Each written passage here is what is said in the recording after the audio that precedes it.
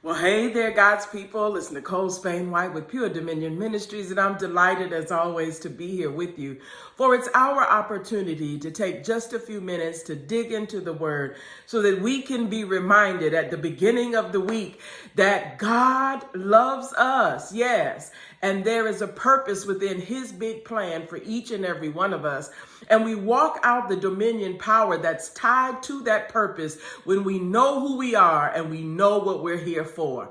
So, I can't wait to share the word with you today. Listen, so we're in the middle of this series entitled Fill in the Gaps for Greatness. And hopefully it's helping you to take some inventory as we consider the things that we need to revisit, reconsider, right? To reprioritize in our lives so that we can walk out the abundant life that He came to give us from the very beginning. Yes, He had you in this plan for this set time, for this generation. And you've got to remind yourself that I'm here for a reason.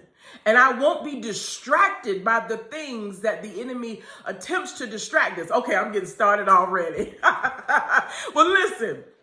So here's what's really important to know, right?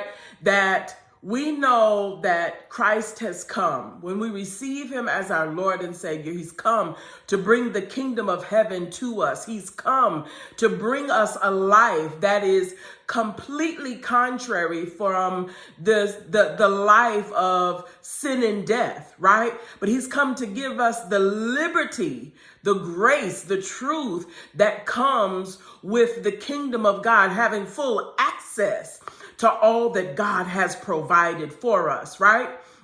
And so I know that, but I didn't always know that. Yeah.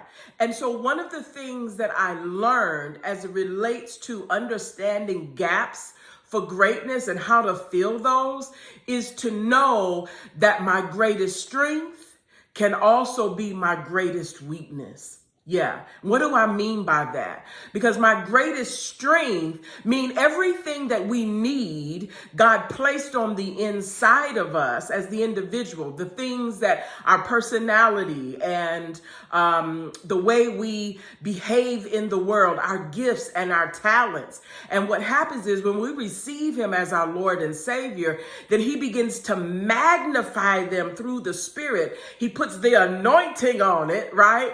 And then when we're led by the Holy Spirit, then we're able to use those gifts and talents for His glory.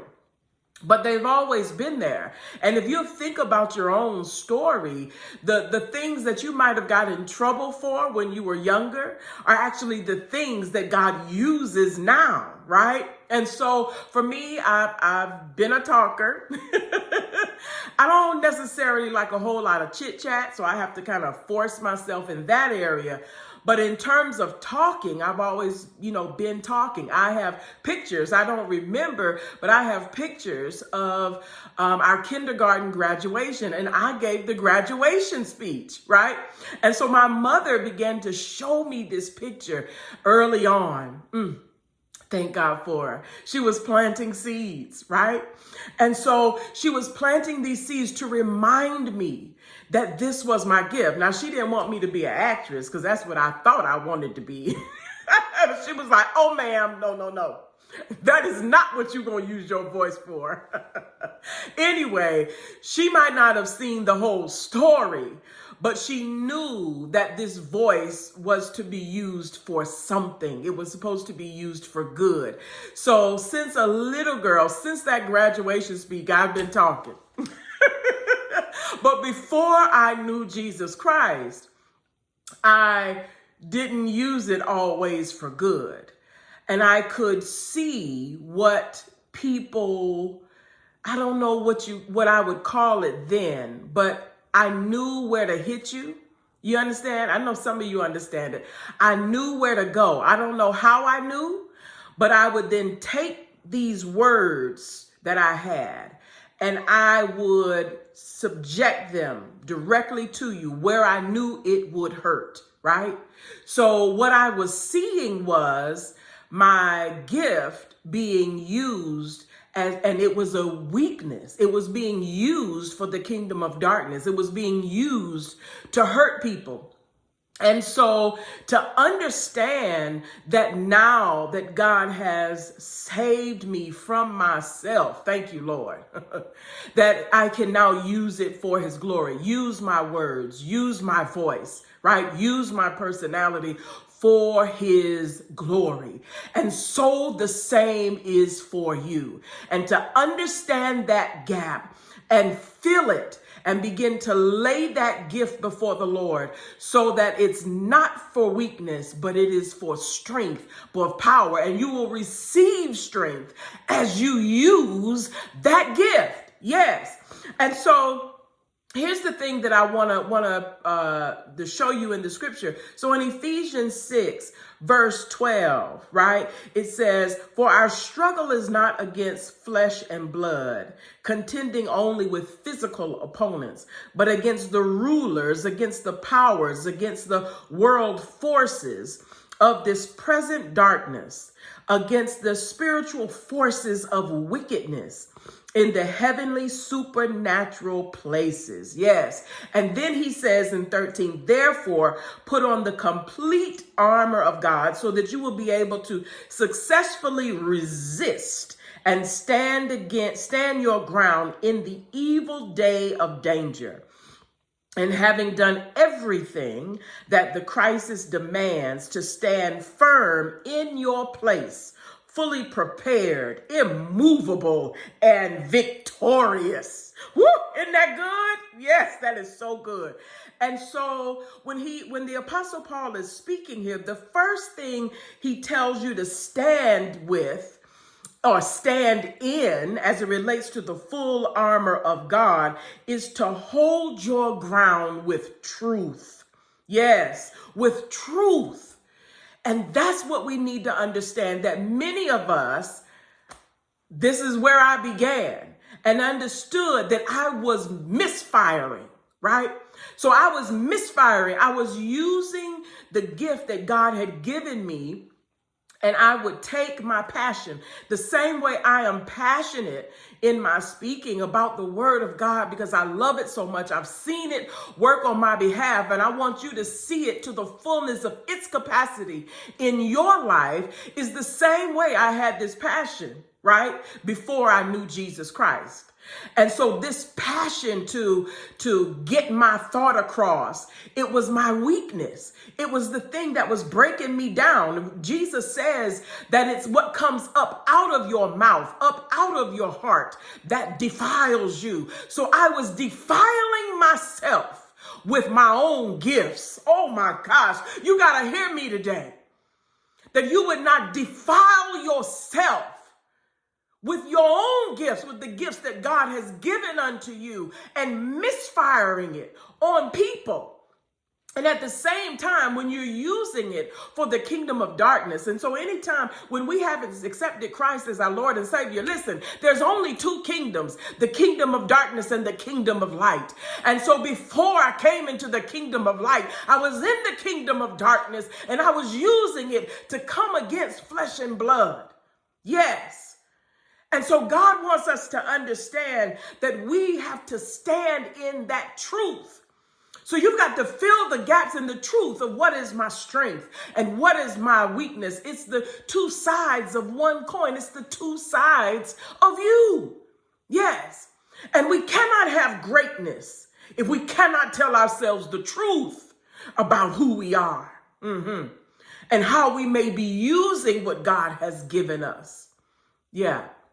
So what I want you to see here then, if the first thing, and I believe the most important, is truth, because that's what Jesus came to give us. Grace and truth came through Jesus Christ, is what John 1 says. And so he wants us to understand that, number one, this misfiring that you may be doing. And let me tell you, let me bring it all the way back to the beginning. So with those 6 words really that we've been incorporating in what we've talked about in Genesis 1, right? Then that after replenish, and if you don't know what I'm talking about, go back and look at the videos that we've been talking about in this filling in the gap and leveling up from the beginning of the year, that the next word is subdue. Yes. And when God said he blessed them to be fruitful, multiply, replenish, and subdue, it meant then that he was giving us power for us to be able to take control, right? To put things under our feet, to be able to shut it down with the power of our words, and understanding that when we are not walking in Christ, that you may be subduing, right? The same way you may be multiplying, but is it to the glory of God? That's what we've got to understand. So you may be misfiring on flesh and blood, but God is saying, no, I called you to come against the enemy, right?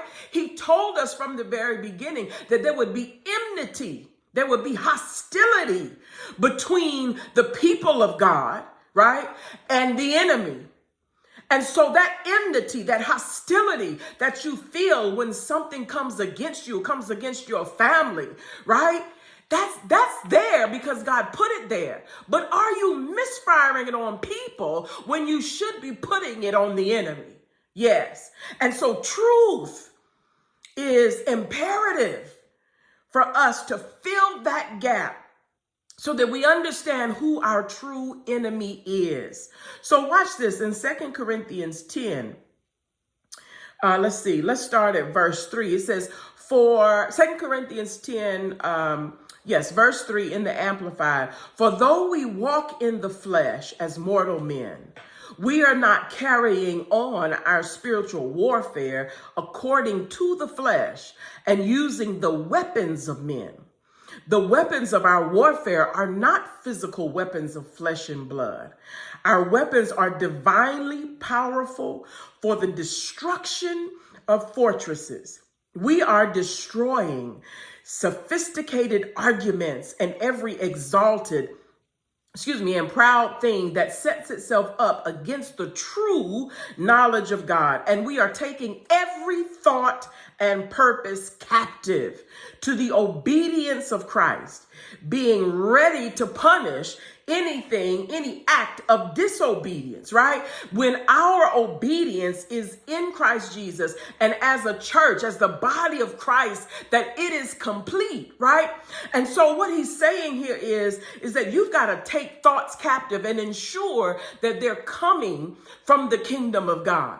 You've got to make sure that you're shutting down and destroying these sophisticated arguments. And so this is what we're seeing in the world. This is what we're seeing in politics. This is what we're seeing in nations, because one has a thought, the other has a thought. And instead of going to God, they're using their own weapons. They're using their own mind. They're using their own systems. Right? But God is calling us, and we've got to start somewhere. So the body of Christ has to understand that we've got to use what God has given us.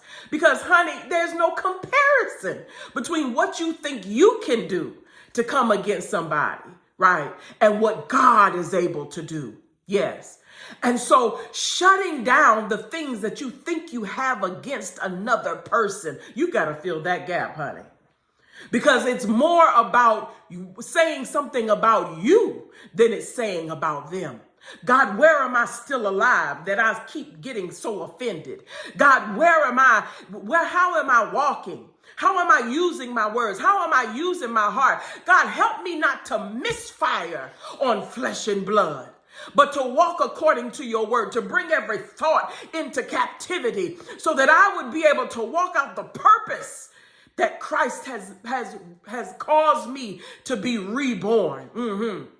So that you can see, God, that he wants us to destroy the arguments and the proud things that try to set us up against the true knowledge of God. And when we take them captive, our thoughts, then we're able to walk with the mind of Christ and use that enmity that he gave us from the beginning for the glory of God and not the destruction of the men and women we see every day. Yes, may the grace of God overwhelm you every single day as you bring those thoughts captives and you declare you will never misfire again, so that you can see the power of God working to destroy the plan of the enemy. I'll see you next time.